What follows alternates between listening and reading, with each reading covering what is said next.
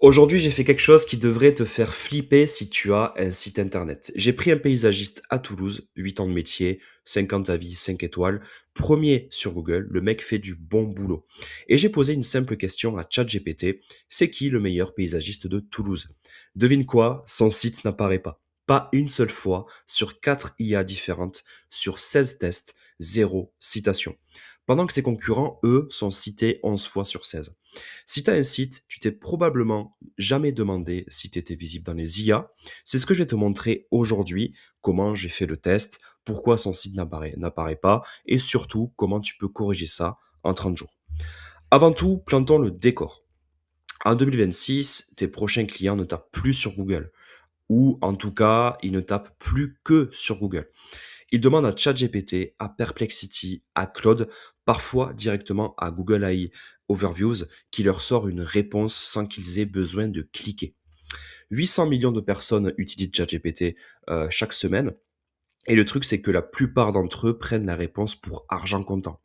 Ils ne vont pas vérifier derrière sur Google. Ce qui veut dire que si l'IA ne te cite pas, pour cette personne, tu n'existes pas. Point. C'est aussi simple que ça. Et pourtant, 90% des artisans en France n'ont jamais testé, jamais, donc on va le faire ensemble. Voilà ce que j'ai fait. Donc j'ai pris un paysagiste réel, Toulouse Aglo, activité depuis 8 ans, site en ligne, fiche Google, business profile active, tout ce qu'il faut. Sur le papier, il a tous les signaux forts, donc plus de 50 avis 5 étoiles sur Google, première page sur la requête paysagiste Toulouse en SEO classique.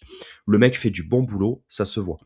Mais quand je regarde son site sous l'angle JIO, Generative Engine Optimization, c'est-à-dire l'optimisation pour les IA, c'est le désert. Pas de schéma, pas de FAQ, pas de LLMs.txt, aucune citation externe structurée. Spoiler, c'est ce qui le rend invisible pour les IA et c'est probablement le cas pour ton site aussi, on va voir. Pour le test, j'ai pris les 4 IA qui comptent vraiment en France en 2026. ChatGPT d'OpenAI, c'est le mastodonte, ce que la majorité des gens utilisent. Perplexity, qui est devenue la référence pour la recherche parce qu'elle cite ses sources et qu'elle est ultra rapide. Claude d'Anthropic, beaucoup de pros et d'entreprises l'utilisent au quotidien. Et Google AI Overviews, c'est résumé que tu vois maintenant tout en haut de Google avant les résultats classiques. À L4, elle couvre 95% des recherches IA en France. J'ai posé 4 questions à chacune, soit 16 tests euh, au total. Première requête, la plus évidente, forcément, meilleur paysagiste à Toulouse. ChatGPT me sort 3 entreprises, notre paysagiste, absent. Perplexity me cite 4 entreprises avec leurs sources et tout, donc absent aussi. Claude balance 5 noms de paysagistes toulousains, absent. Et Google AI Overviews en cite 2, toujours absent. Score sur cette requête, 0 citation sur 4 IA. Et là, tu te dis, ok, c'est peut-être un coup de malchance. Eh bien, on continue. Deuxième requête plus naturelle, comme un client qui chercherait vraiment, qui contacter pour refaire mon jardin à Toulouse.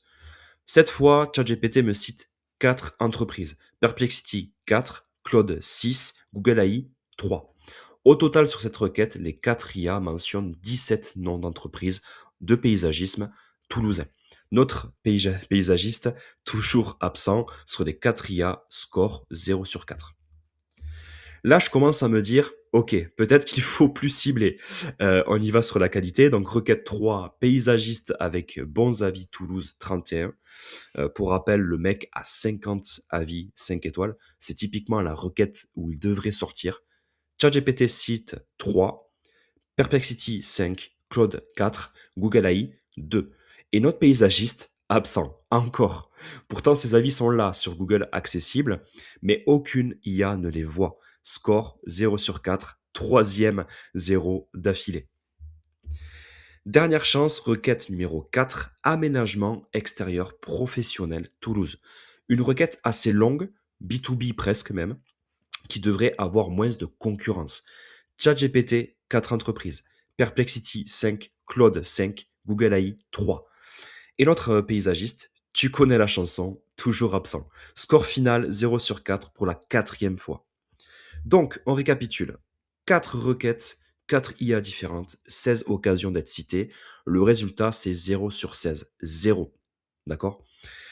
Pour les IA, ce paysagiste n'existe pas. Il pourrait fermer demain, ça ne changerait rien à ce que ChatGPT répond. Mais le pire, c'est pas ça. Le pire, c'est que pendant que lui était à 0, j'ai regardé son concurrent direct, même ville, même métier, même taille à peu près. Lui, il est à 11 sur 16, cité dans presque 7 réponses sur 10. Donc, à chaque fois qu'un client à Toulouse demande le meilleur paysagiste à une IA, c'est lui qui sort, pas l'autre. Et ça veut dire des leads tous les jours que les autres n'auront jamais. La question maintenant, c'est pourquoi? Pour comprendre, il faut que je t'explique un truc. Donc, le SEO classique, Search Engine Optimization, pour rappeler un petit peu, c'est l'optimisation pour les moteurs de recherche tels que Google, Bing. C'est l'optimisation pour les moteurs de recherche traditionnels. Donc, voilà. L'objectif, c'est d'apparaître dans les résultats. Tu travailles tes mots-clés, tes balises, tes backlinks, ton mobile, tes avis Google. C'est ce qu'on fait depuis 20 ans et c'est toujours valable. Mais le JIO, c'est autre chose. JIO, ça veut dire Generative Engine Optimization. C'est l'optimisation pour les IA génératives. Et là, l'objectif, c'est plus d'apparaître dans une liste de liens, c'est d'être cité dans une réponse rédigée par une IA. C'est pas le même travail. Les IA puisent dans des signaux différents. Elles regardent le schéma de ton site, c'est-à-dire les données structurées. Elles regardent si ton contenu est citable, c'est-à-dire découpable en questions-réponses claires. Elle regarde si tu es mentionné sur d'autres sites de confiance. Elle regarde ton fichier llms.txt si tu en as un. Notre paysagiste excelle en SEO. Il est quasiment nul en JIO, il faut le dire, et c'est pour ça qu'il rame. Concrètement, voici les 7 raisons techniques. Cette raison, donc toutes vérifiables sur son site en 5 minutes. Un, aucun schéma local business sur son site. C'est le code en arrière-plan qui dit aux IA, voilà mon entreprise, voilà mon adresse, voilà mes services, voilà mes horaires. Sans ça, l'IA doit deviner et elle ne devine pas, forcément. Deux, NAP incohérent. NAP, c'est name, adresse, phone. Son nom, son adresse, son téléphone sont différents entre Google Business, son site et page jaune. Pour une IA, c'est 3 entreprises différentes. 3, pas une seule page FAQ structurée, donc aucune question-réponse balisée en schéma FAQ page. Or, les IA adorent ça pour générer leurs réponses. 4, son contenu est en bloc continu. 2 gros pavés de texte, une IA ne peut pas découper ça en réponses. Il lui faut des H2, des H3, des questions claires. La hiérarchie des titres, par exemple. 5, aucun fichier LLMs TXT à la racine. C'est un fichier nouveau donc qui dit littéralement aux IA, voilà mes pages prioritaires à indexer. Ben, il n'a pas. Personne en France l'a, donc ou presque. 6, zéro mention sur des sites tiers fiables, pas dans les annuaires locaux, pas dans les blogs jardinage. Or, les IA croisent les sources. Si t'es jamais cité ailleurs, t'es jamais cité tout court. 7, ces avis Google sont là, donc, mais ils sont pas exposés en schéma review sur son site. Donc l'IA voit pas qu'il a 50 avis 5 étoiles. Cette raison, toutes corrigeables, aucune ne demande de refaire le site. Maintenant, son concurrent direct, le mec qui rafle 11 citations sur 16. Je suis allé voir son site, pas par curiosité, par méthode. Premier truc qui saute aux yeux, il a une FAQ structurée avec 12 questions sur sa page d'accueil. Donc FAQ, foire aux questions, hein, si vous voulez. Tout est balisé en schéma FAQ page. Les IA mangent ça à la cuillère. Il a un schéma local business complet, NAP, donc horaire, zone d'intervention, service détaillé, voilà, avis aussi, tout est prêt, tout y est. Il a 12 articles de blog aussi, donc c'est pas des articles type pourquoi choisir un paysagiste. Non, c'est des trucs comme combien coûte un jardin paysager à Toulouse, des questions que de vrais clients tapent. Il est cité par 3 annuaires Toulouse et un blog de jardinage local, pas énorme, mais ça suffit. Il a un fichier llms.txt à la racine, donc probablement le seul paysagiste de la région à en avoir un d'ailleurs. Et son NAP est identique sur 14 plateformes. Même nom, même adresse, même téléphone, partout. Résultat, il rafle les leads que l'autre devrait avoir. Tous les jours, sans rien faire de plus. Et la bonne nouvelle dans tout ça, c'est que ça se rattrape donc vite et si tu suis un plan clair. Voilà comment je le ferai en 30 jours. Donc semaine 1, audit et schéma. Tu testes ton site sur les quatre IA comme je l'ai fait. Tu notes ce qui ressort, ce qui manque. Puis tu ajoutes un schéma local business complet sur ton site. Et tu unifies ton NAP partout. Donc Google Business, page jaune, ton site, tes réseaux. Même nom, même adresse, même téléphone. Semaine 2, contenu citable. Tu rédiges une FAQ avec 10 à 15 questions que tes clients posent vraiment. Tu la balises en schéma FAQ page et tu refonds ta page service pour qu'elle soit en format question-réponse avec des H2, des H3 clairs. Semaine 3, citation externe. Tu te fais référencer dans 3-5 annuaires locaux. Tu trouves un blog du secteur qui veut bien te citer ou écrire sur toi. Tu fais en sorte d'apparaître sur les sites de tes partenaires. Semaine 4, llms.txt et contrôle. Tu ajoutes un fichier llms.txt à la racine de ton domaine. C'est 10 minutes de boulot. Puis, tu retestes sur les 4 IA. Tu compares avec la semaine 1 et tu itères sur ce qui n'a pas bougé. 30 jours, c'est tout. Et après ces 30 jours, tu commences à apparaître. 3 vérités à retenir avant de partir. 1, être premier sur Google ne suffit plus. C'est toujours un travail à faire, il n'y a pas de souci. Le SEO classique reste utile, il faut le garder.